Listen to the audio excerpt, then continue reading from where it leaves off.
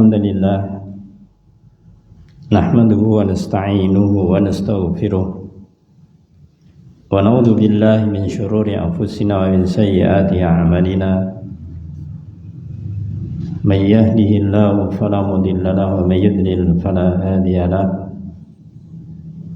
أشهد أن لا إله إلا الله وحده لا شريك له وأشهد أن محمدا عبده ورسوله قال الله تعالى في كتابه الكريم يا أيها الذين آمنوا اتقوا الله حق تقاته ولا تموتن إلا وأنتم مسلمون أما بعد فإن أصدق الحديث كتاب الله وخير الهدي هدي محمد صلى الله عليه وسلم وشر الأمور محدثاتها وكل محدثة بدعة وكل بدعة ضلالة وكل ضلالة في النار اللهم صل على محمد وعلى آله وأصحابه ومن تبعهم بإحسان إلى يوم الدين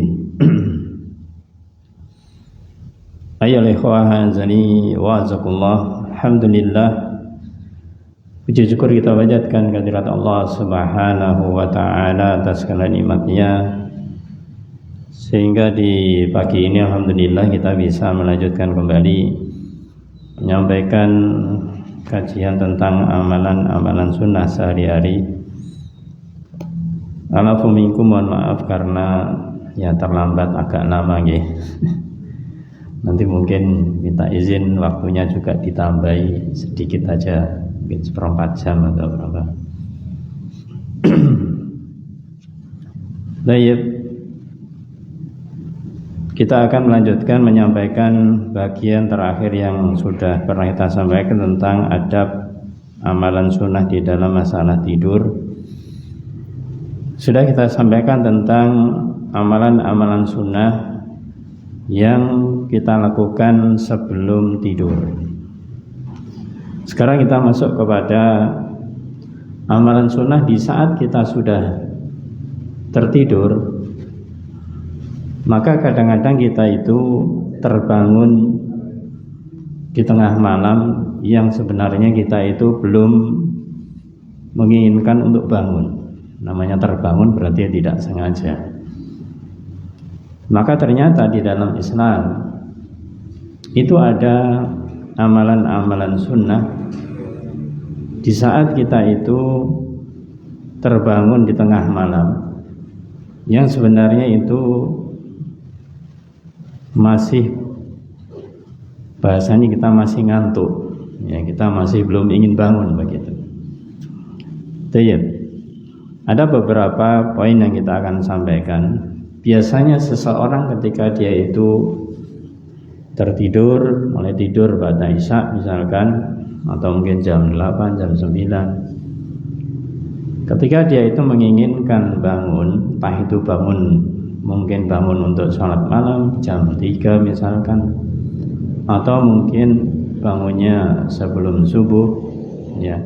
Intinya ketika dia bangun di waktu itu, nggak berarti tidurnya itu sudah bahasanya merasa nyaman ya, karena tidak terbangun. Bahasa kita tidak ngelilir. Apa ngelilir bahasa Indonesianya? Terjaga. Intinya nggak ngelilir ya. Nah, biasanya ketika kita itu terbangun di tengah malam itu ada sesuatu yang mungkin membuat kita gelisah.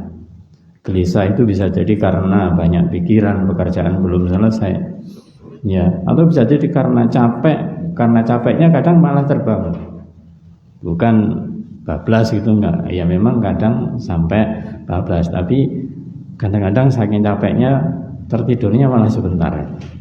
Baik, ketika kita terbangun di tengah tidur kita para jemaah, maka ada di antara petunjuk dari Rasulullah SAW ketika kita terbangun, maka untuk menghilangkan rasa gelisah, menghilangkan rasa gundah ataupun rasa takut, dan agar tidak tergoda oleh syaitan. Maka di dalam hadis yang hasan, sebutkan di dalam hadis riwayat Ibnu Sunni, ya, beliau mengatakan, mengajarkan pada kita satu doa yang berbunyi a'udzu bikalimatillahi tammah min ghadabihi wa iqabihi wa min syarri ibadihi wa min hamazati syayatin wa ayyahduruni. A'udzu bikalimatillahi tammah. Ini secara umum para jamaah, ketika kita terbangun itu biasanya ada indikasi kita digoda oleh syaitan sehingga kita tidak bisa tidur pulas. Maka kita berlindung kepada Allah Ta'ala, a'udzu bikalimatillah, aku berlindung kepada kalimat-kalimatnya Allah at-tammah, yang sempurna, min ghadabi, dari murkanya Allah, wa iqabi, dan dari siksanya Allah, wa min syarri ibadih, dan dari kejahatan hambanya, kejahatan manusia, wa min hamazati syayatin, dan dari godaan-godaan syaitan, wa ayyahduruni, dan dari kedatangan syaitan kepadaku. Ini satu doa yang mengajarkan ketika kita terbangun di tengah malam, intinya baca ta'awud, itu minta perlindungan kepada Allah Subhanahu wa ta'ala. Kalau misalkan kita belum menghafalkan doanya, kita mencukupkan dengan a'udzubillahi minasyaitonirrajim, maka itu tidak mengapa. Namun ketika kita menginginkan sesuai dengan petunjuk, maka bisa dibaca lengkap seperti ini, a'udzu bikalimatillahi tammah min ghadabi wa iqabi wa min syarri ibadi wa min hamazati syayatin wa ayahdurun. Ya, ini adalah salah satu upaya, satu usaha agar ketika kita terbangun kemudian baca doa ini, kemudian kita bisa tertidur lagi. Artinya kita tidur bisa tertidur. Maka barang siapa membaca ini, Rasul kemudian bersabda, fa innahu la yadurruka wa bil hari alla yaqrabaka. Maka sesungguhnya ketika seorang membaca doa ini, sesungguhnya setan la yadurruk, setan tidak akan bisa memudaratkanmu, tidak akan bisa membahayakanmu. Wabil hari alla yaqrabak, dan lebih pantas lagi tidak akan mendekatimu. Ya, tidak bisa menggoda, tidak bisa mendekati. Ketika membaca ini, karena apa? Karena sudah minta perlindungan kepada Allah Ta'ala. Atau ada bacaan yang agak panjang para jemaah, ini kita supaya mengenal. Yang lebih penting untuk kita perhatikan adalah tentang isi perlindungannya, supaya kita nanti ketika mengamalkannya, mungkin kalau tidak atau belum hafal, mungkin bisa disiapkan, kemudian ditaruh di tempat tidur kita, ketika terbangun bisa dibaca, ya. Yaitu dalam salah satu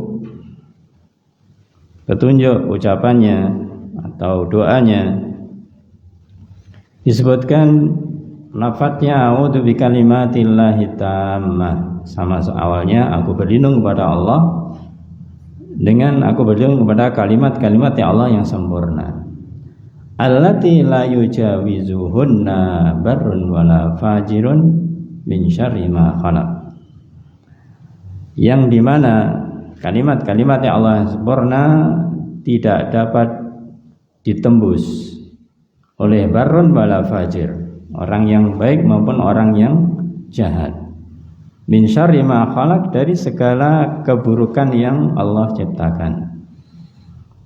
Ini menunjukkan kita minta perlindungan kepada Allah Ta'ala. Wa min syarri ma yanzilu minas sama, dan dari keburukan-keburukan apa yang datang dari langit. Keburukan yang datang dari langit, maksudnya dari atas. Wa min syarri ma ya'ruju fiha, atau dari kejahatan-kejahatan yang naik ke langit. naik ke langit, ada yang turun, ada yang naik. Wa min syarri ma dara'a fil ard, dan dari bumi, dan dari yang ditanamkan di bumi, ditancapkan di bumi. Wa min syarri ma yahruju minha, dan dari sesuatu yang keluar dari bumi. Wa min syarri fitanil lail wan nahar, dan dari keburukan fitnah malam dan fitnah siang. Wa min syarri kulli tariqin illa tariqan yatruku bi khairin ya Rahman, dan juga dari keburukan sesuatu yang datang, kecuali kalau yang datang di malam hari adalah berupa kebaikan ya Rahman. Jadi kita minta perlindungan kepada Allah Ta'ala, ya, kecuali kalau memang itu berupa kebaikan, maka kita mengharapkan untuk mendapatkan kebaikan tersebut. Maka intinya di sini para jamaah, yaitu minta perlindungan kepada Allah Subhanahu wa taala ketika kita terbangun di tengah malam. Kemudian yang kedua, kalau misalkan kita sudah terbangun, kemudian kita membaca kalimat ta'awud, a'udzubillahi minasyaitonirrajim, atau doa yang kita sampaikan tadi itu, maka ada di antara sunnahnya disebutkan di dalam riwayat, yaitu Rasulullah SAW beliau bersabda bahwasanya jika di antara kalian, salah seorang antara kalian itu terbangun dari tidurnya, kemudian ingin kembali lagi, nah ini ada amalan-amalan khususnya. Apa yang disampaikan, hendaknya mengibaskan ujung kainnya sebanyak 3 kali.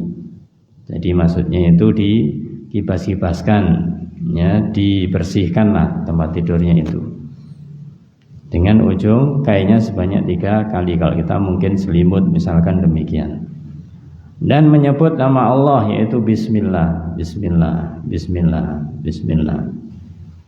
Kenapa? Karena ia tidak tahu apa yang ditinggalkannya di atas tempat tidur ketika ia terbangun. Namanya kita tertidur para jamaah, kita tidak tahu, ya, apa yang hadir, apa yang ada, apa yang datang, ya, entah itu berupa hewan kecil, serangga dan yang lainnya. Ya, kalau ini gambaran di kota, katakanlah di tempat kita, mungkin alhamdulillah tidak terlalu macam-macam. Ya, kadang kalau kita melihat kehidupan orang zaman dahulu, ya, sangat rentan mereka dengan didatanginya oleh hewan-hewan atau binatang-binatang yang meskipun kecil tapi juga berbahaya.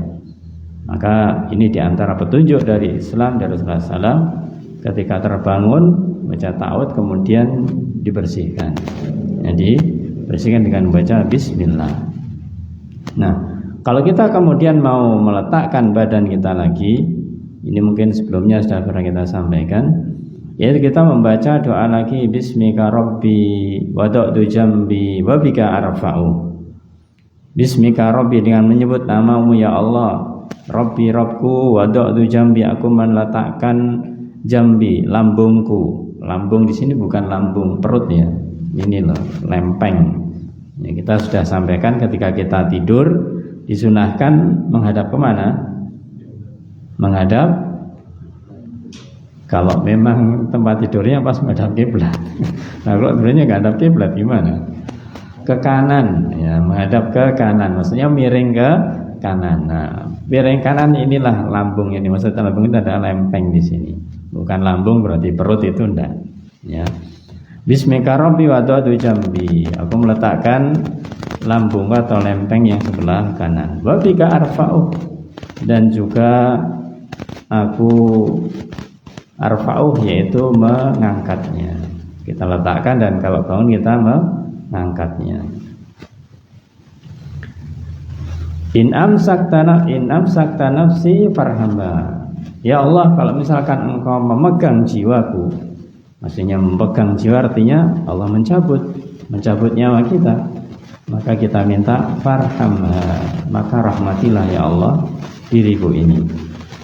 Wa in arsaltaha, kalau engkau lepaskan, artinya setelah kita tidur kemudian bangun lagi, fadha bima tahfadhu bi ibadaka salihin, maka jagalah ya Allah jiwaku ini sebagaimana engkau menjaga hamba-hambamu yang saleh. Ini sudah dibaca sebelum tidur, ketika terbangun maka baca ini lagi. Kemudian yang ketiga para jamaah, ketika seorang itu bangun di tengah malam atau terbangun, hendaklah dia banyak berzikir mengingat Allah Ta'ala. Ya, berzikir dengan mengingat Allah Ta'ala. Ada salah satu hadis riwayat dari Ubadah bin Samit, lafadznya tidak asing bagi kita, yang dimana beliau menukil hadis Rasulullah SAW di dalam hadis yang sahih riwayat Imam Bukhari, Imam Abu Dawud, At-Tirmidzi dan yang lainnya. Beliau bersabda, barang siapa yang terbangun di malam hari kemudian membaca ini bacaannya, la ilaha illallah wahdahu la syarikalah, lahul mulku wa lahul hamdu wa huwa ala kulli syai'in qadir. Ini sudah kita sering dengarkan. Tambahannya alhamdulillah wa subhanallah, la ilaha illallah, Allahu akbar, la haula wa la quwata illa billah. Ini ketika kita terbangun, ya, kemudian kita ingat tadi sudah minta perlindungan kepada Allah Ta'ala, kemudian kita upayakan bisa membaca zikir ini. Ya, kalau kita misalkan tidak ingat kemudian mau tidur lagi, maksudnya ya baca tadi Bismillahirrahmanirrahim dan seterusnya. Namun ketika ingat, ya berusahalah kita melafadzkan ini, la ilaha illallah wahdahu la syarikalah, lahul mulku wa lahul hamdu wa huwa ala kulli syai'in qadir. Kemudian alhamdulillah, subhanallah, la ilaha illallah, Allahu akbar, la haula wa la quwata illa billah. Kalau mungkin terbiasa terbalik, subhanallah, alhamdulillah, la ilaha illallah, Allahu akbar, tidak masalah. Setelah itu beliau katakan, setelah seorang itu berzikir, kita tahu sudah sampaikan, namanya zikir itu adalah mengucapkan pujian-pujian kepada Allah Ta'ala tanpa adanya permintaan atau doa, namanya doa ibadah. Maka setelah baca itu, kalau kita mengucapkan Allahumma ufirli, dan kita mengucapkan setelah la haula wa la quwata illa billah, kita mengucapkan Allahumma ufirli, ya Allah ampunilah aku. Atau dikatakan doa apa saja, jadi doa di tengah malam ketika terbangun, kemudian kita mau tidur lagi, maka kita dianjurkan untuk berdoa juga. Minimal Allahumma ufirli, ya Allah ampunilah aku. Maka dikatakan barang siapa dia berdoa di saat itu, doanya akan dikabulkan. Masya Allah, doanya akan dikabulkan. Apatah lagi dia itu terbangun, kemudian dia mengambil air wudhu, kemudian mengerjakan sholat, maka dikatakan sholatnya akan diterima, karena ada di tengah malam. Hal ini dijelaskan para jamaah oleh Ibnu Battal. Dari lafadz yang kita sebutkan tadi itu, beliau menjelaskan Allah Ta'ala menjanjikan melalui sabda Rasul Sallallahu Alaihi Wasallam bahwa siapa saja yang terjaga dari tidurnya sementara kemudian lisannya mengucapkan kalimat tauhid la ilaha illallah wahdahu la syarikalah, ya. Kemudian setelah melafadzkan tentang masalah tauhid, dia mengakui nikmat Allah dengan memuji lahul mulku wa lahul hamd, memuji dengan kata alhamdulillah. Ini merupakan pujian. Kemudian juga mensucikan Allah, membaca subhanallah, ya, mengucapkan kalimat tauhid lagi, dan kemudian membesarkan nama Allah, Allahu Akbar. Maka kemudian dikatakan oleh beliau, ketika seorang membaca ini, maka dikatakan setelah dia itu melakukan itu, berdoa, apalagi berwudu, apalagi salat, maka diterima salatnya tersebut. Maka beliau katakan, maka siapa saja yang mendengar hadis ini, hendaklah ia memanfaatkan kesempatan untuk mengamalkan dan mengikhlaskan niatnya karena Allah. Ya, mengamalkan dan tentunya dengan niat yang ikhlas karena Allah Subhanahu wa ta'ala. Baik. Amalan berikutnya para jamaah, di waktu kita di saat tidur, kadang-kadang kita itu bermimpi. Dan mimpi ini ada dua, mimpi yang baik dan mimpi yang buruk. Nah, bagaimanakah sunnahnya atau anjuran di dalam Islam ketika kita bermimpi yang baik dan mimpi yang buruk? Inilah menunjukkan bagaimanakah Islam ini sekecil apapun diberikan petunjuknya. Maka petunjuk yang pertama yaitu terkait dengan ketika kita qadarallah kemudian mimpi yang buruk. Ya, mimpi yang buruk. Apa yang kita lakukan ketika kita itu terbangun karena mimpi yang buruk? Dan ini insya Allah kita sudah merasakan. Kadang-kadang kita itu mendapatkan mimpi yang tidak baik. Maka sunnah yang bisa dilakukan ini tidak kita sebutkan terkait dengan dalilnya, tapi insya Allah semuanya ada dalilnya. Yang pertama, hendaklah kita itu meludah tipis, meludah kecil ke sebelah kiri 3 kali. Ya, jadi meludah ke kiri seperti meludah tapi tipis. Ibaratnya ludahnya nggak terlalu banyak. Ya, sebanyak 3 kali. Ini amalan khususnya. Kemudian setelah meludah ke kiri, ya meludahnya ke kiri sebanyak 3 kali. Kemudian minta perlindungan kepada Allah Subhanahu wa taala. Yang kedua tadi kita sudah sampaikan, yaitu mengucapkan kalimat ta'awud. A'udzubillahi. Kalau misalkan kita yang singkat, a'udzubillahi minasyaitonirrajim. Ya. Dan ini pun juga dilakukan 3 kali. Kalau kita bisa membaca doa yang lengkap, ya sama dikatakan dilakukan doa itu 3 kali. Misalkan a'udzubillahi minasyaitonirrajim, maka kita baca 3 kali. Ini semuanya karena apa? Karena mimpi buruk itu adalah termasuk godaan syaitan. Yang ketiga, itu yang penting para jamaah. Ketika kita bermimpi buruk, kemudian kita sudah bangun di pagi harinya misalkan, ya, maka jangan menceritakan mimpi tersebut ke yang lain. Ya, jangan menceritakan mimpi tersebut kepada orang lain. Karena apa? Ya, karena itu sesuatu yang buruk yang pertama. Ketika kita menceritakan kepada orang lain, bisa jadi ketika orang mendengar mimpi kita, maka dia juga jadi takut. Nah, ini berarti tidak baik. Atau ketika kita menceritakan pada orang lain mimpi buruk kita, maka bisa jadi orang lain itu malah menambah-nambahi cerita, sehingga kita semakin takut. Ya, wah saya tadi malam mimpi demikian. Oh sama, saya pernah mimpi seperti itu, bahkan lebih dari itu. Ya, sampai saya begini dan begitu. Kita jadi takut malah. Maka jangan diceritakan kalau mimpi-mimpi itu adalah mimpi yang buruk. Ya, maka ini jangan diceritakan. Meskipun apa? Meskipun kita mungkin yaitu tidur dengan suami dan istri kita. Ya mungkin tahulah gelagatnya, kok tahu-tahu terbangun. Kita tanya, Pak atau Bu atau Mas atau Dik, mimpi ya? Mimpi nggak baik ya? Ya kita mengatakan kalau misalkan iya gitu aja, nggak perlu diceritakan macam-macam. Ya kemudian kita berlindung kepada Allah Ta'ala. Ya, tapi jangan menceritakan begini dan begitu. Nah, setelah itu kemudian ketika kita terbangun karena mimpi buruk itu, di antara sunnah yang lainnya mengubah posisi tidur.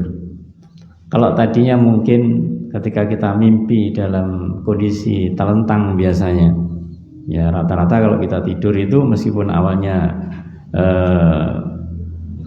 miring ke kanan, ya Allah alam, kadang-kadang dalam tidur kita nggak tahu apakah tetap seperti itu. Kadang telentang, kadang miring kiri, ya. Maka kondisi kita yang terakhir ketika kita terbangun itu biasanya ketika kita itu telentang, melumah bahasanya. Nah, ketika kita itu seperti itu, ubahlah posisi tidurnya, misalkan kembali untuk tidur miring kanan lagi, ya, atau kondisinya sedang miring ke kiri, ya kita ubah dengan miring ke kanan. Ya, kalau misalkan pas mimpi miring kanan, ya tidak apa-apa dirubah dengan telentang atau miring ke kiri. Intinya merubah posisi. Kemudian yang kelima, kalau misalkan kita mimpi buruk dan kita supaya tidak terulang mimpi tersebut, karena kadang-kadang mimpi itu berlanjut, kita mimpi terbangun tidur lagi masih ada terusannya. Nah, itulah setan pintarnya itu begitu, meskipun dijeda kita sadar itu bisa disambungkan oleh setan, masya Allah, ya. Tapi lebih baik itu putus. Wah, tadi kayaknya seneng gitu ya, setelah terbangun tidur lagi sudah nggak nyambung lagi. Nah, maka setan itu demikian, supaya kita itu tidak tergoda oleh setan ketika kita bangun, maka tadi hendaklah kita itu mengambil air wudhu, ya, minimal mengambil air wudhu. Kalau misalkan mau tidur lagi monggo, tapi ketika kita lanjutkan dengan sholat, itu yang diharapkan sehingga tidak lagi tergoda dengan mimpi yang buruk. Nah, ini terkait dengan mimpi buruk, itu sunahnya demikian. Jadi hendaklah kita itu meludah ke samping kiri 3 kali, kemudian membaca ta'awud, ya, kemudian kita jangan menceritakan, kemudian kita membalik posisi tubuh, ya, dan kalau bisa berwudu dan salat. Kemudian para jamaah, ketika kita membalikkan tubuh, ini ada doa yang diajarkan, yaitu disebutkan salah satu doa yang diajarkan ketika kita membalik tubuh itu di dalam hadis yang sahih diriwayatkan oleh Hakim dan yang lainnya. Hendaklah kita Rasulullah SAW itu membaca zikir ini ketika membalikkan badan dari satu sisi ke sisi yang lainnya. Jadi ketika terbangun kemudian membalikkan badan. Apa yang dibaca? La ilaha illallah al-wahidul qahar. Tetap mengucapkan kalimat tauhid. La ilaha illallah al-wahidul qahar. Rabbus samawati wal ardi wa ma bainahuma al-azizul ghaffar. La ilaha illallah, tidak ada ilah yang berhak diibadahi kecuali Allah, al-wahidul qahar, yang maha tunggal, yang maha esa, al-qahar, lagi maha perkasa. Rabbus samawati wal ard, Rabbnya langit dan bumi, wa ma bainahuma, dan yang diantaranya, al-azizul ghaffar, yang mulia lagi maha pengampun. Jadi la ilaha illallah al-wahidul qahar, Rabbus samawati wal ard wa ma bainahuma al-azizul ghaffar. Ini doa ketika kita membalikkan tubuh ke posisi yang lainnya. Kemudian para jamaah, jika memungkinkan dan jika kita ingin, ini semuanya tujuannya adalah menghilangkan godaan syaitan.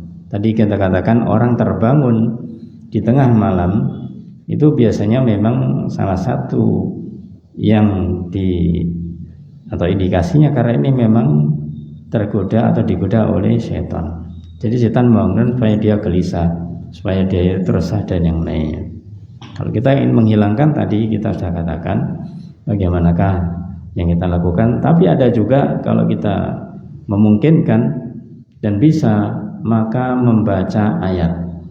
Membaca 10 ayat terakhir dari surat Ali Imran, ya. Membaca 10 ayat terakhir dari surat Ali Imran. Hal ini didasarkan di dalam hadis dari Abdullah bin Abbas radhiyallahu anhuma. Beliau mengatakan, istaiqadha Rasulullah sallallahu alaihi wasallam. Rasulullah sallallahu alaihi wasallam itu pernah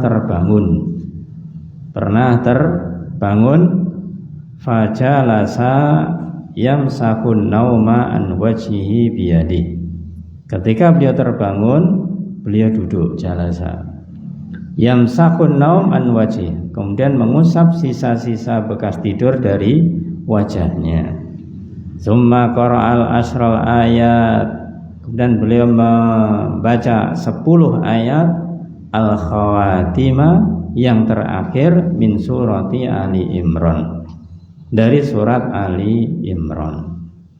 Di dalam riwayat Muslim disebutkan bahwa Ibnu Abbas ini pernah menginap di rumah Rasulullah Shallallahu Alaihi Wasallam, dan pada akhir malam beliau terbangun, maka beliau keluar. Ini Rasulullah SAW terbangun keluar, kemudian memandang langit, lalu baca surat ini, baca ayat ini, mulai dari inna fi khalqis samawati wal ard wa ikhtilafil laili wan nahar sampai ayat yang terakhir.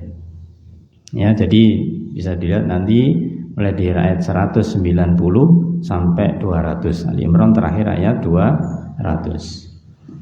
Jadi ini dia dalam kisahnya Abdullah bin Abbas itu bisa menceritakan karena beliau saat itu tidur di rumahnya Rasulullah SAW. Ya, karena bibinya beliau itu adalah istrinya Rasulullah SAW. Maka beliau mengetahui bagaimanakah di antara yang dilakukan Rasulullah SAW. Jadi Rasulullah saat itu terbangun, kemudian keluar dan memandang ke langit. Ya, gambarkan pada saat itu para jamaah itu tidak susah karena Rasulullah SAW itu rumahnya kecil. Begitu keluar dari kamar, bahasanya langsung ruang tamu, langsung keluar. Jadi langsung halaman luar begitu memandang langit. Kemudian setelah itu beliau membaca 10 ayat ini. Kemudian beliau masuk rumah kembali. Setelah baca ayat ini masuk rumah, kemudian beliau bersiwak, berwudu, kemudian sholat. Setelah sholat kemudian baru beliau berbaring lagi. Nah, ini yang dikatakan di dalam riwayat ini. Kemudian para jamaah, itu tadi adalah hal-hal yang terkait dengan ketika terjaga di waktu kita tertidur dan khususnya mimpi buruk. Nah, bagaimanakah ketika kita itu mimpi baik? Maka di antara petunjuk dari dinul Islam, agama Islam ini, apabila kita kemudian di suatu malam itu bermimpi yang baik, maka ketahuilah bahwasanya yang pertama, mimpi yang baik itu dari Allah Subhanahu wa Ta'ala. Ya, mimpi yang baik itu datang dari Allah Ta'ala. Adapun yang buruk datangnya dari syaitan. Berdasarkan hadis dari Abu Qatadah radhiyallahu anhuma, bahwasanya Rasulullah SAW bersabda, ar-ru'ya as-salihah minallah. Ar-ru'ya as-salihah, mimpi yang baik. Dikatakan ar-ru'ya as-salihah, itu minallah, dari Allah. Sebaliknya wal hulumu, dan hulum artinya itu mimpi buruk, itu minasyaiton, itu datangnya dari setan. Fa idza halama ahadukum huluman, kalau salah seorang di antara kalian itu sedang mimpi buruk, ya khaufuhu, yang dia takut dari mimpi buruknya itu, fal yabsuq an yasari. Ini tadi kita katakan, hendaklah dia meludah ke arah kiri, meludah ke arah kiri, ludah kecil. Wal yata'awwad billah min syarriha, dan hendaklah minta perlindungan kepada Allah dari keburukan mimpi tersebut. Fa innaha la tadurru, maka kalau sudah seperti itu tidak akan mencelakakan dia. Maka di awal hadis ini dikatakan ar-ru'ya salihah minallah, bahwasanya mimpi yang baik itu datang dari Allah Subhanahu wa Ta'ala. Yang kedua, kalau kita sudah meyakini itu dari Allah, ketika kita mimpi yang baik, fahmadillah, maka pujilah Allah Subhanahu wa Ta'ala. Kita mengucapkan alhamdulillah karena mendapatkan mimpi yang baik. Nah, sebaliknya, kalau tadi kita mimpi buruk, jangan menceritakan kepada orang lain, maka ketika kita mimpi baik, sampaikan kepada orang lain. Tidak mengapa, sebagai motivasi. Ya, tadi malam saya bermimpi demikian, sehingga orang itu juga tertarik. Ya, kok bisa ya kamu mimpi baik seperti itu? Kok saya tidak pernah? Ya, maka kita bisa memberikan yaitu nasihat. Mungkin kamu sebelum tidur belum melakukan amalan ini. Ya, maka kita bisa memberikan nasihat kepada dia untuk melakukan amalan-amalan sebelum tidur.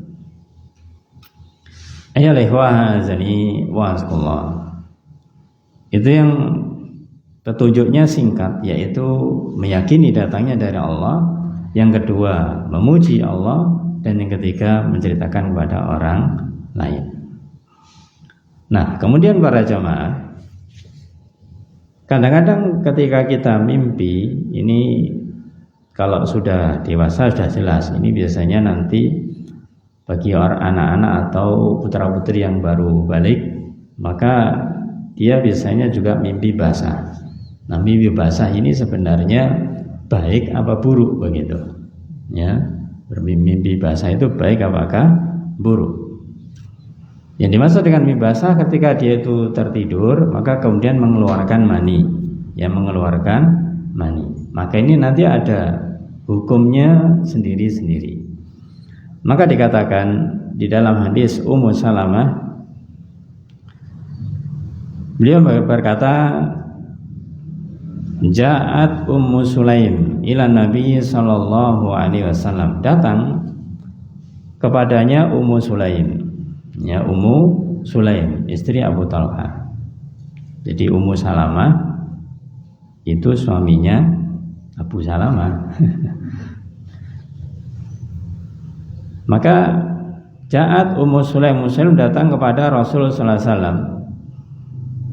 Faqalat, kemudian dia mengatakan, ya Rasulullah, wahai Rasul sallallahu alaihi wasallam, innallaha, sesungguhnya Allah Ta'ala la yastahi minal haq. Inilah yaitu para sahabiat di zaman dahulu. Ketika mereka ingin bertanya sesuatu yang seharusnya itu bahasa kita itu tabu gitu ya, agak malu gitu, tapi tidaklah kalau itu urusannya dengan agama. Urusannya dengan din, tidak ada atau tidak boleh kita malu untuk bertanya. Maka Ummu Sulaim di sini mengatakan, ya Rasulullah SAW, dengan mengawali sesuatu yang agar yang ditanyakan itu memang sesuatu yang tidak perlu dianggap tabu begitu. Innallah subhanahu wa ta'ala la yastahi minal haq. Rasulullah SAW, sesungguhnya Allah itu tidak malu dari yang hak. Ya, memang benar begitu. Maka beliau bertanya, fahal alal mar'ati min guslin idah tamalat. Rasulullah SAW, apakah seorang wanita itu min guslin, apakah dia juga wajib untuk mandi, mandi janabat, idah tamalat, ketika dia itu bermimpi, mimpi basah. Ini menunjukkan bahwasanya mimpi basah bisa terjadi bagi laki-laki dan perempuan. Yang tidak hanya laki-laki aja, tapi laki-laki dan perempuan. Apa jawab Rasulullah SAW? Beliau tidak mengatakan langsung ya, mimpi basah, ya, jawabannya tidak langsung begitu. Beliau bersabda, yaitu na'am idza ra'atil ma. Iya, kalau dia melihat air. Nah, ini maksudnya adalah ketika seorang mimpi basah, maka ini yang dilihat adalah buktinya. Apakah dia mengeluarkan mani ataukah tidak? Kenapa? Ya, kadang-kadang bisa saja terjadi orang itu mimpi basah ternyata nggak keluar mani. Ya. Sebaliknya kadang-kadang orang itu nggak mimpi basah keluar mani. Pernah. Ada pernah kadang-kadang itu orang kalau cuapek begitu ya, kecapean kadang-kadang itu bisa saja keluar mani. Maka dalam kaidah hal ini dikatakan al-ma'u minal ma'. Bahwasanya al-ma' yang pertama, air itu dari air. Air yang pertama adalah kita itu mandi janabat itu kalau dari air, maksudnya keluar air mani. Ya. Maka dikatakan oleh Ibnu Qudamah, dia mengatakan apabila seorang bermimpi tetapi ia tidak mengeluarkan mani, tidak wajib baginya untuk mandi. Dari hadis Aisyah radhiyallahu anha, dia juga berkata, Su'ila Rasulullah sallallahu alaihi wasallam anir rajul. Rasul pernah ditanya tentang seorang laki-laki yajidul balal wala yadhkuru ihtilaman. Pernah ditanya tentang seorang laki-laki yang dia mendapati air mani padahal tidak ingat, dia itu mimpi. Jadi enggak merasa mimpi dan merasa mimpi basah, ya. Tapi ternyata dia itu ketika bangun, ya di kainnya itu ada air, yaitu air mani begitu. Air mani artinya yaitu banyak, bekasnya itu banyak. Nah, kita akan kenal dalam fikih air mandi, ya, air wadi dan air mani. Ya, mani ini sifatnya adalah dia banyak. Maka beliau ditanya, qala yaghtasil. Beliau menjawab ketika ditanya bahwasanya ada seorang laki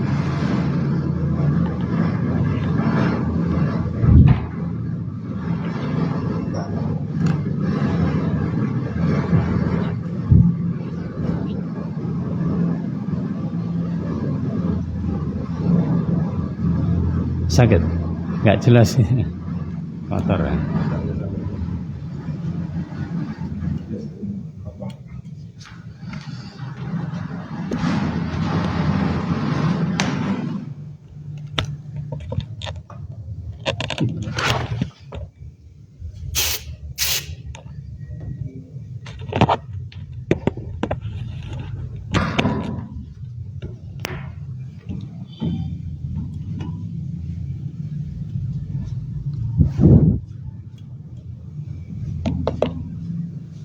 Nah,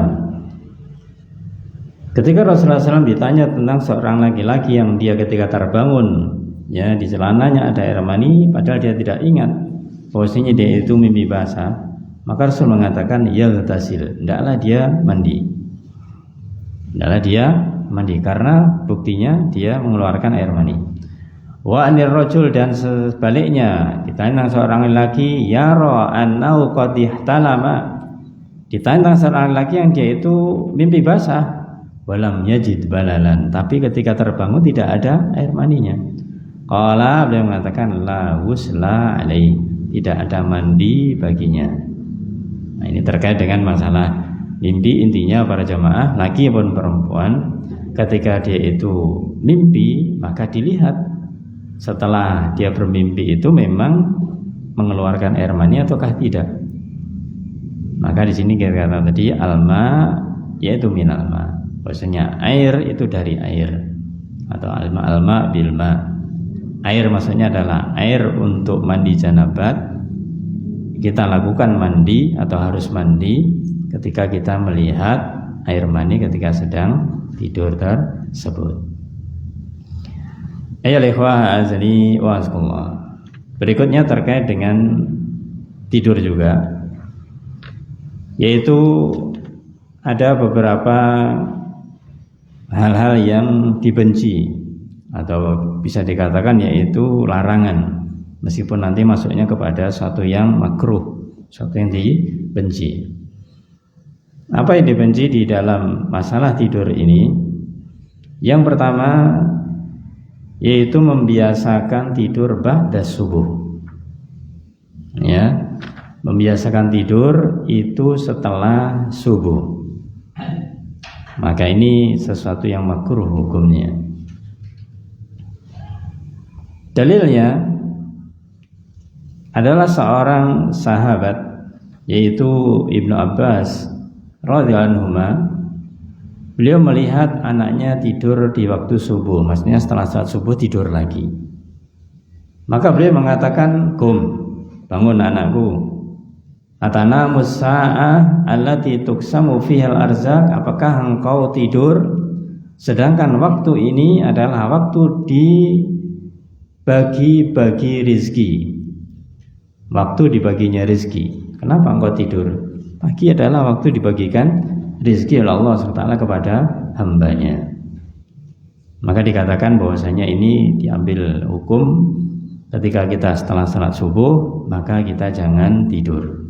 Ya, karena itu waktu dibagikan rezeki. Diperjelas oleh Al-Imam Ibnu Qayyim Al-Jauziyah. Beliau mengatakan di dalam kitab Zadul Ma'ad, tidur di waktu subuh, beliau mengatakan yaitu bisa mencegah rezeki. Yang mencegah rezeki. Kenapa? Karena pada waktu subuh adalah waktu manusia mencari rezeki. Ya, mungkin kalau orang dulu mengatakan wis gak elok lek mari subuh iku turu, ya. Rezekine sumpet cupet kan begitu. Ada bahasa lain ini masalah rezeki ini, masya Allah, dengan bahasa sederhana mereka. Wis pokoknya mari subuh obah, kudu obah. Masih nyapu-nyapu misalkan demikian. Kalau kita pikir kita nyapu itu kan tidak mendatangkan rezeki kan begitu. Artinya dapat apa kita nyapu rumah kita sendiri? Ya, tapi bisa menjadi sebab kita mendapatkan rezeki. Apa rezeki? Ya tidak hanya sekedar mendapatkan uang. Dengan kita rutin bangun setelah subuh atau sebelum subuh, kemudian sholat subuh, lalu kemudian nyapu dan yang lainnya. Ini bisa menyehatkan badan. Ini adalah rezeki dari Allah Subhanahu wa Ta'ala. Ya, banyak faedah-faedah di pagi hari itu. Maka boleh katakan waktu subuh adalah waktu pembagian rezeki. Maka tidur di waktu subuh, meskipun dia sudah sholat subuh ya, maka dikatakan dilarang atau makruh, kecuali kalau memang itu dibutuhkan. Namanya kecuali itu sedikit, tidak umumnya. Mungkin ya karena saking capeknya, ya katakanlah setelah lembur misalkan demikian, ya, dan tidak setiap hari ngelemburnya. Namanya ngelembur tidak setiap hari, hanya sesekali aja, maka itu tidak mengapa karena dibutuhkan. Terus dikatakan oleh beliau, tidur pada waktu subuh itu sangat membahayakan bagi badan. Ini tentunya dari kesehatan juga kita ketahui. Orang yang tidur setelah subuh itu rata-rata kesehatannya kurang baik dan bisa menyebabkan kemalasan atau kelemahan. Dan itu memang benar para jamaah.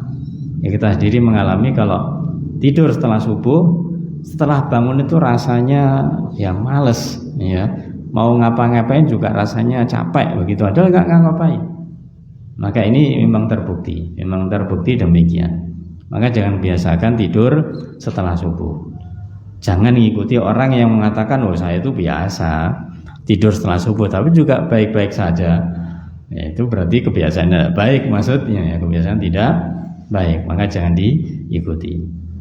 Kalaupun mungkin kita harus istirahat setelah subuh itu, tunggu sampai waktu fajar. Tunggu sampai waktu fajar. Artinya setelah matahari terbit. Kalau memang kita mau tidur, maka tidurnya setelah itu. Jangan sebelum subuh sampai fajar itu. Ya, sampai matahari terbit. Ya jangan. Ya itu karena menghambat rezeki. Tapi ketika kita harus istirahat, maka sabar sebentar sampai nanti masuk waktu fajar. Bahkan Rasulullah SAW beliau berdoa mendoakan umatnya bagi mereka-mereka yang memanfaatkan waktu paginya. Beliau berdoa, Allahumma barik li ummati fi bukuriha. Ya Allah, berilah berkah kepada umatku fi bukuriha, di waktu paginya. Ya, bukrah ini adalah waktu pagi umun bahasanya. Jadi waktu pagi yaitu ketika subuh sampai nanti sebelum matahari terbit. Kalau matahari sudah terbit itu berarti sudah pagi yang cerah, pagi yang cerah. Ini diantara hal-hal yang dibenci di dalam masalah tidur, yaitu tidur setelah subuh. Kemudian yang kedua yaitu juga dibenci tidur itu sebelum isya. Mungkin sudah pernah kita sampaikan. Jadi jangan biasakan tidur itu setelah maghrib, belum sholat isya, jangan. Ya, tapi tunggu sampai isya, kemudian baru bangun Nah, kemudian tunggu sampai isya, kemudian sholat isya, kemudian baru tidur. Ya, maka diusahakan demikian. Dan juga larangan yang berikutnya, yaitu dibenci ketika kita setelah sholat isya itu berbincang-bincang, artinya ngobrol tanpa makna, ngobrol tanpa kebutuhan. Dalam hadis riwayat dari sahabat Abu Barzah, beliau mengatakan, ana Rasul sallallahu alaihi wasallam kana yakrahu nauma qabla al-isya wal hadis ba'daha. Rasulullah SAW itu membenci, hukumnya makruh, tidur sebelum isya, artinya setelah maghrib, wal hadis ba'daha, atau bincang-bincang setelahnya. Ya, sebelum isya ini bisa jadi orang bahkan tidurnya sebelum maghrib, sebelum isya juga malah tidak bagus. Ya, maka usahakan untuk tidur itu adalah setelah isya, jangan sebelumnya. Karena kadang-kadang dulu kita ketika masih kecil itu karena pengen bangun malam tapi salah ilmu salah ilmu, supaya nanti saya bisa bangun malam setelah maghrib tidur, nanti biar ada bangunnya karena punya tanggungan sholat isya begitu. Ini ternyata nggak benar juga. Ya, jadi maksudnya tidur setelah maghrib supaya nanti bangun di tengah malam sekalian sholat isya, sekalian sholat malam. Ini tidak benar. Ini tidak benar karena isya itu ada batas waktunya di pertengahan malam. Ya, jadi tidaklah kalau kita menginginkan sholat malam ya sholat malam, isyanya tetap dilakukan di waktunya. Ayo lewah azani wa asqallah. Kemudian larangan berikutnya masalah tidur, hendaklah kita itu berusaha tidak tidur sendiri. Ya, tidak tidur sendiri ketika berada di dalam suatu rombongan. Ya, kalau ada dalam rombongan kemudian lainnya tidur, ya pastinya misalkan di ruangan ini dia nyemplung di tempat lain, menyendiri di tempat lain, maka ini jangan. Ini dijelaskan dari riwayat dari sahabat Ibnu Umar, dia mengatakan anna Nabi sallallahu alaihi wasallam naha anil wahdah. Rasul itu melarang dari bersendirian. Ayyabita rajul wahdah aw yusafira wahdah, yaitu menyendiri ketika tidur malam atau safar sendirian. Ya. Jadi maksudnya di sini ketika ada rombongan kemudian kita menyendiri. Kalau pada hakikatnya kita di rumah punya kamar sendiri ya memang tidur sendiri. Jadi maksudnya adalah menyendiri. Ya, ada temannya kita menyendiri. Ini yang dibenci. Dikatakan yang kedua di sini au yusafira wahdah, atau safar sendiri. Maka memang safar sendiri itu satu kenyataannya memang sebenarnya tidak enak safar sendirian itu karena tidak ada teman untuk diajak ngobrol. Ya. Yang kedua juga ketika orang safar sendiri itu godaannya besar. Seakan-akan ketika dia itu safar sendiri maka mau melakukan apa saja itu tidak ada masalah. Padahal ini berbahaya. Ya, berbahaya, tidak ada yang kontrol. Maka ketika kita safar usahakan kita itu memang ada temannya. Itu masalah safar. Yang keempat para jamaah, larangannya adalah jangan kita tidur itu dalam satu selimut, dua orang satu selimut, sama laki-laki atau sama perempuan. Ya, yang boleh satu selimut itu suami istri. Itu bahkan diperintahkan satu selimut. Maka tidur satu selimut ini ada larangannya, sesama laki-laki atau sesama perempuan. Yaitu di dalam hadis dari Abu Sa'id Al-Khudri, dari ayahnya Rasul bersabda, la yandurur rajul ilal auratir rajul walal mar'ah ila auratil mar'ah. Janganlah seorang laki-laki melihat aurat laki-laki lainnya. Janganlah seorang wanita melihat aurat wanita lainnya. Ya, ini secara umum, enggak boleh melihat aurat laki-laki. Melihat aurat laki-laki, wanita melihat aurat wanita. Apatah lagi lawan jenis jelas tidak dibolehkan. Wala yufdir rajul ila rajul. Dan janganlah seorang laki itu yaitu berkumpul dengan laki-laki lain fi thawbin wahidin, di dalam satu thawb, satu baju atau satu selimut. Jadi selimutnya satu, orangnya 2, ya, maka ini dikatakan tidak dibolehkan. Wala tufdil mar'ah ilal mar'ah fi sabil wahid, atau wanita dengan wanita yang lainnya tidak boleh satu selimut.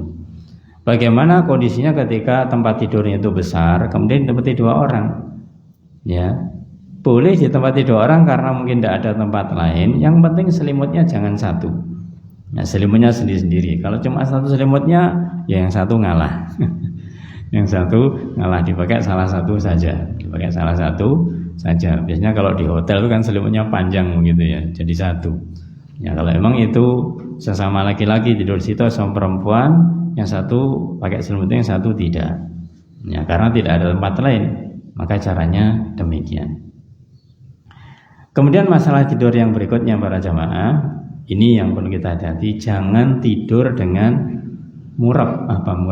tengkurap, ya. Jangan tidur dengan tengkurap, yaitu murab, ya, yaitu beralaskan perut. Hadisnya yang melarang hal ini dari sahabat Tifah Al-Ghifari, beliau mengatakan, baina ana naim fil masjid min akhiril lail. Pernah satu saat ketika aku tidur di dalam masjid di akhir malam. Atani atin, ada orang yang datang kepadaku. Wa ana naim ala batni, saat itu aku tidur itu di atas perutku. Jadi tidurnya di atas perutku, berarti yang murab tadi itu tidurnya telungkup, ya, tengkurap. Faharrokani birijli, maka kemudian dia yang datang itu menggerakkanku dengan kakinya, maksudnya digugah, dibangunkan. Faqala kum, bangun. Hadi dija'atun, ini merupakan bentuk berbaring yubghidu Allah, yang dibenci Allah Subhanahu wa taala. Tidur seperti ini adalah tidur yang dibenci Allah taala. Farafa'tu ra'si, maka ketika aku mendengar kata kum, ya, ini tidur yang dibenci Allah taala, aku kemudian mengangkat kepalaku. Faidan Nabi qaimun ala arsy, ternyata yang bangun adalah Rasulullah sallallahu alaihi wasallam. Nah, ini kita hindari para jamaah, yaitu tidur dengan cara tengkurap atau dengan cara murab, kan begitu. Nah, itulah para jamaah yang terkait dengan masalah tidur. Ini ada sedikit kita selesaikan aja, yaitu amalan setelah tidur atau ketika bangun tidur, kita singkat aja di sini. Sebelum tidur kita sudah sampaikan, ketika di tengah tidur kita sampaikan, sekarang amalan ketika kita bangun tidur. Yang pertama tadi sudah kita nukil di depan dari sahabat Abdullah bin Abbas ketika beliau itu bermalam di rumah bibinya, yaitu Maimunah, yang tidak lain adalah istrinya Rasulullah sallallahu alaihi wasallam. Beliau melihat ke Rasul bangun itu, kemudian beliau mengusap, yaitu sisa-sisa tidur di matanya. Jadi ini sunnah pertama, adalah mengusap sisa-sisa tidur di mata atau di wajah, ya, dengan tangan ketika kita bangun. Dan ini sudah bahasanya menjadi sesuatu yang lumrah sebenarnya, ketika bangun kemudian kita membersihkan, katakanlah terutama yang di mata, ya, itu biasanya ada kotoran, kita biasanya bersihkan, kemudian atau yang di wajah secara umum. Ini petunjuk dari Rasulullah Sallallahu Alaihi Wasallam. Supaya apa ya? Supaya kita tidak tertidur lagi. Kita bersihkan yang di wajah, khususnya yang di mata. Kemudian yang kedua, ketika kita bangun, nah ini sering kita sampaikan, hendaklah kita tidak lupa membaca doa, ya. Alhamdulillah alladzi ahyana ba'dama amatana wa ilaihin nusyur. Ini adalah bentuk syukur kita kepada Allah Ta'ala karena sebelumnya kita dimatikan, kemudian kita dihidupkan kembali. Maka baca doa tersebut.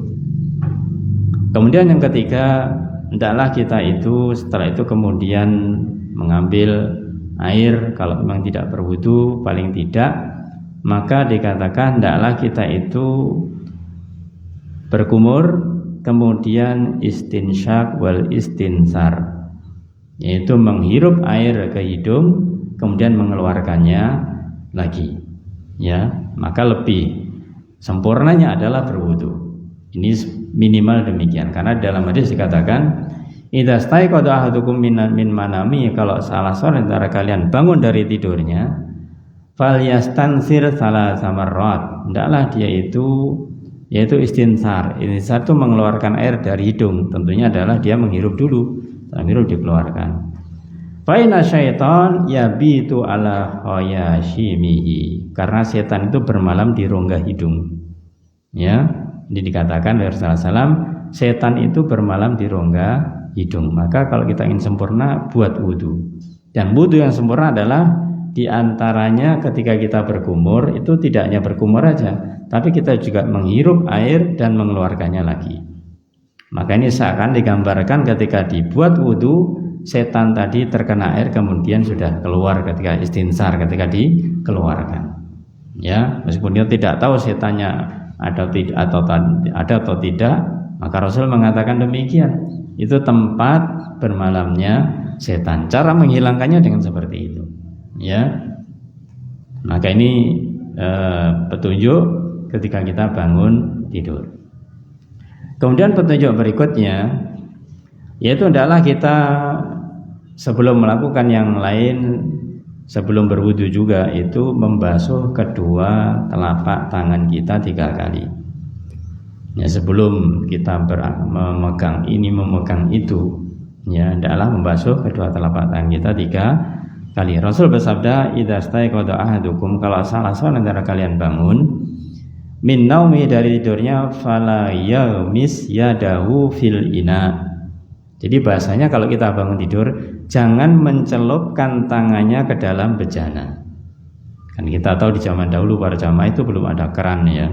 Biasanya ditaruh di bejana. Maka intinya kalau kita punya bak kamar mandi misalkan, kita jangan langsung mencelupkan tangan kita untuk mencuci tangan di situ. Jadi yang mencelupkan tangan ke dalam bejana. Hatta yasilaha salasan, sebelum kita mencuci 3 kali telapak tangan kita. Kalau sekarang ada keran, enak. Ya, kita bangun, keran kita hidupkan, kita kemudian mencuci tangan.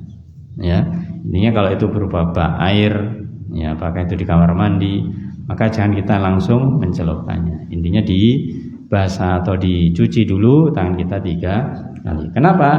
Fa innahu la yadri aina batat yadu. Karena dia tidak tahu di mana tadi malam tangannya itu bermalam. Ya, artinya apa?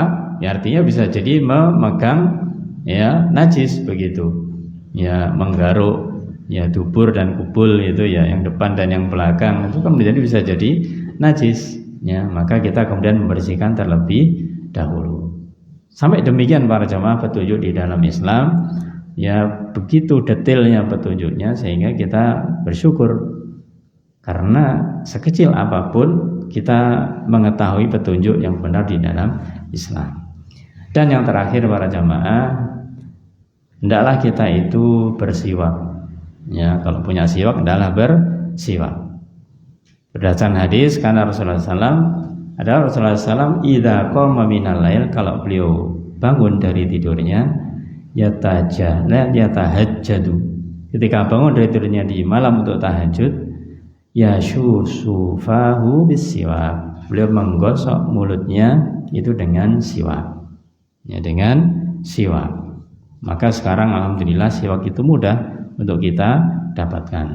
Kalau memang kita tidak punya, dengan sikat gigi juga tidak masalah. Karena sudah bangun, maka kemudian kita sebelum melakukan, katakanlah tadi misalkan berwudu, ya, atau yang jelas sebelum sholat, maka hendaklah kita gosok gigi. Kalau ada siwak, ya dengan siwak.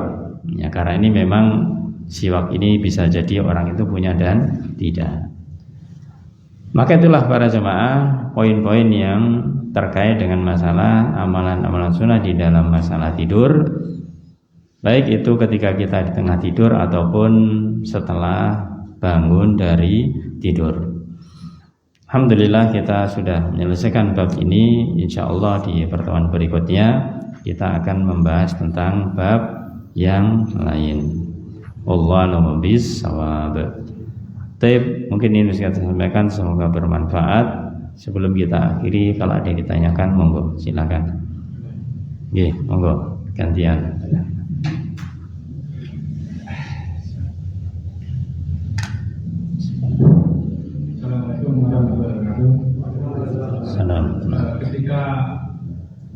tidur terus bangun, kita dibiasakan untuk membaca doa. Dalam bertidur itu kadang-kadang bangun 4 kali, tidur, bangun, tidur, bangun. Apakah setiap bangun itu harus membaca doa? Apa cuma 1 kali waktu pertama? Jazakallahu khairan, pertanyaannya bagus. Memang godaan setan demikian para jamaah. Kita itu tidur awal mudah katakan, terbangun, setelah terbangun kemudian tidur lagi, terbangun lagi, bahkan beberapa kali terbangun, entah mungkin 2, 3, 4 dan seterusnya. Itu salah satu godaan setan demikian. Maka kembali, karena ini adalah godaan setan, hendaklah ketika kita terbangun itu paling tidak kita mengucapkan apa? Ta'awud, a'udzubillahi minasyaitonir rajim. Ya, itu kita minta perlindungan kepada Allah Subhanahu wa ta'ala. Kemudian kita berusaha tidur, alhamdulillah bisa tidur, terbangun lagi, maka kita tetap mengulangi hal demikian. Dan insya Allah kalau kita misalkan tidak hanya membaca ta'awud, ya, kemudian kita sampai misalkan mengamalkan membaca 10 ayat di akhir surat Ali Imran, ya, insya Allah setelah itu tidurnya pulas, ya. Ya, karena apa ya? Karena memang ini merupakan petunjuk Rasul sallallahu alaihi wasallam agar kita itu bisa nyaman di dalam tidur. Atau sebaliknya, karena kita tidak ingin tergoda oleh setan, maka ketika membaca ayat tersebut, maka kemudian nanti kita lanjutkan dengan berwudu, kemudian kita sholat. Nah, ini lebih baik tentunya. Jadi dari pertanyaan tersebut, apakah kita membaca lagi? Jawabannya iya. Ya, semampu kita apa yang bisa kita baca. Kalau memang doanya kita hafal, kita baca lagi. Dan insya Allah hasilnya ya itu tampaklah ada insya Allah kalau kita membaca hal tersebut. Ya, insya Allah demikian. Wallahu a'lam. Yang lain monggo. Nggih, Pak.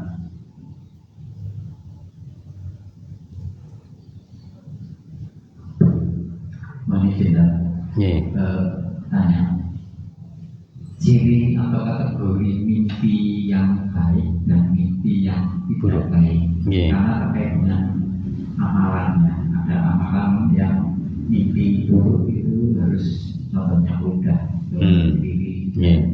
tidak boleh istirahat dan sebagainya.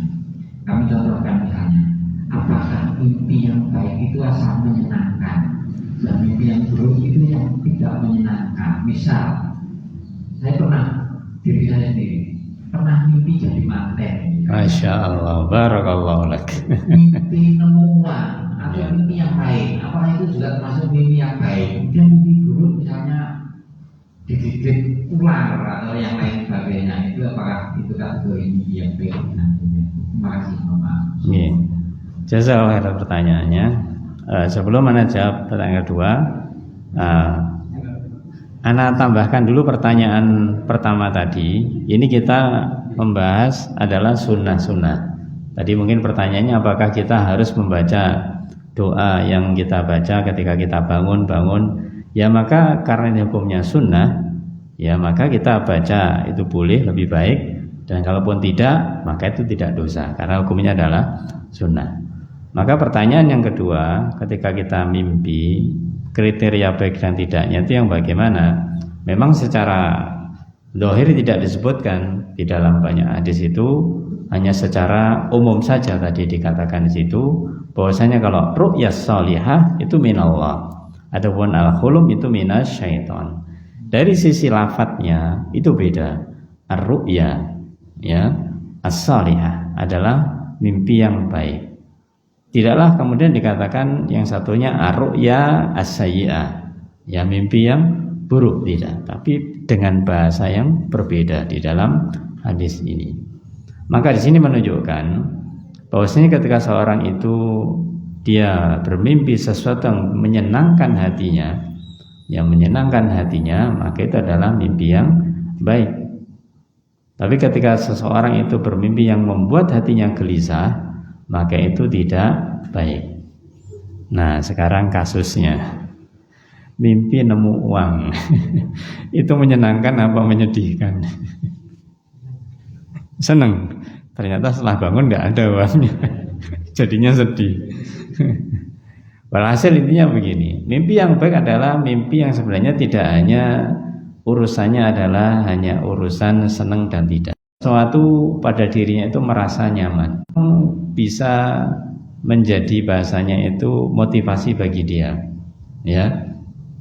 Jadi wallah alam ketika seorang itu mimpi nemu uang, ya itu mimpi baik apa buruk ya. Kalau dilihat mimpinya itu senang, ketika bangun tidak senang. Ya wallah alam. Yang jelas di dalam mimpi yang baik adalah mimpi ketika seorang itu dia dengan mimpinya tersebut maka dia kemudian termotivasi untuk melakukannya. Misalkan dia bermimpi kok saya dimudahkan tadi malam itu ketika bermimpi itu bisa melakukan amalan ini ya. Padahal sebelumnya agak susah. Ya, tadi kok bisa melakukan ini, makanya termotivasi untuk bisa mewujudkannya. Ya. Maka ini adalah mimpi yang baik. Adapun yang buruk, ya tentunya sesuatu yang membuat sedih, Maka memang tidak ada patokan-patokan khusus nih, tidak ada patokan yang khusus. Yang jelas kita lihat asar, kita lihat efek dampak dari mimpi kita itu juga bagaimana. Apakah itu membuat kebaikan pada diri kita ataukah tidak. Nah, kalau orang-orang tadi dicontohkan mimpi yang buruk, misalkan digigit ular dan yang lainnya, ya, maka itu tentunya memang takut, membuat orang itu takut atau membuat orang itu sedih, ya. Maka di sini tidak kemudian kalau mimpi digigit ular ketika bangun malah lega kan gitu, malah senang. Ternyata tidak kan begitu. Mimpinya yang kita bicarakan. Maka di sini adalah mimpi yang memang itu indikasinya indikasi ke arah yang baik ataukah ke arah yang buruk. Jadi tidak ada hal yang paten untuk mengkategorikan hal ini. Wallahu a'lam bishawab. Nggih, monggo.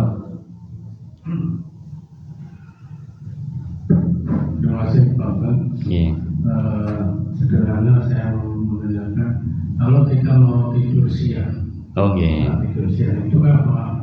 Kita juga membaca doa-doa seperti kita mau tidur malam. Terima kasih. Nah, jazakallah pertanyaannya.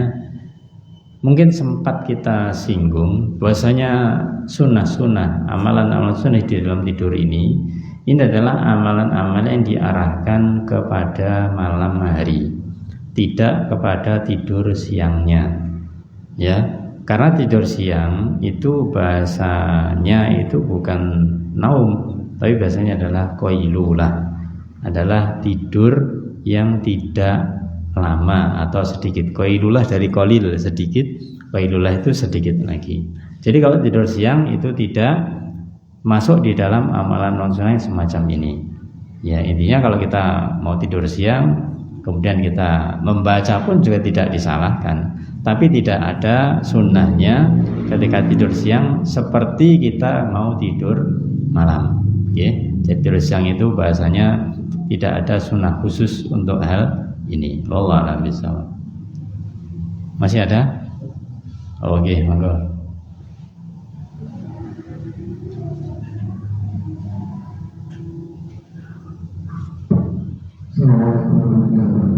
Assalamualaikum warahmatullahi wabarakatuh. Terima kasih Ustaz. Saya ingin menanyakan sedikit terkait dengan kalau kita tidur di kendaraan. Kenapa? Di kendaraan, misalnya perjalanan di malam hari, kita tidur di kendaraan, Tidur di kendaraan. dari Bali ke Malang misalnya. Iya. Apakah kita harus melaksanakan sunnah-sunnah? Nah, ketika kita sedang safar, ya. Dan tidurnya itu di kendaraan, apakah kita melakukan amalan sunnah tersebut? Maka jawabannya adalah fattaqullaha mastata'tum. Bertakwalah kalian kepada Allah semampu kalian. Karena itu tidak umum. Yang kita sampaikan adalah di kondisi yang wajar, kondisi yang normal. Tapi kalau kita di kendaraan, mana yang bisa kita lakukan, kita lakukan. Ya, karena memang itu namanya saja sedang safar. Ya, ibaratnya ketika tidur Di antara sunnahnya kita miring ke kanan. Nah, di kendaraan apa bisa? Kecuali kalau naik bis yang bisa sleeper gitu. Sleeper itu bisa miring kanan. Tapi kalau enggak, ya semampu kita. Intinya yang bisa kita lakukan. Misalkan kita di kendaraan, memang niat kita ini istirahat. Misalkan sopirnya sudah ada, kita memang merencanakan karena nanti datangnya sampai pagi, ya kita niat sudah saya tak tidur dulu. Ya sudah, ketika tidur itu kita lakukan, misalkan kita berdoa sebelum tidur. Yang bisa dilakukan apa? Adapun yang lainnya ya tidak mungkin dilakukan, ya tidak usah. Yang mungkin saja kita lakukan itu kita lakukan.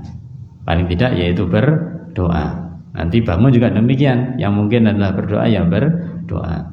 Ya, jadi intinya yaitu kita lakukan semampu kita yang mungkin untuk dilakukan. Wallahu a'lam bishawab. Cekap nggih? Tasih wonten?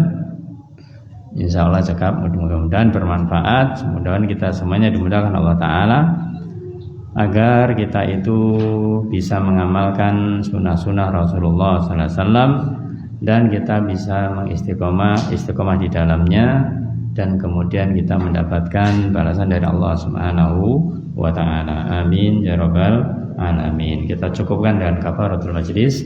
Subhanakallahumma wa bihamdika asyhadu an la ilaha illa anta astaghfiruka wa atubu ilaik. Assalamualaikum warahmatullahi wabarakatuh.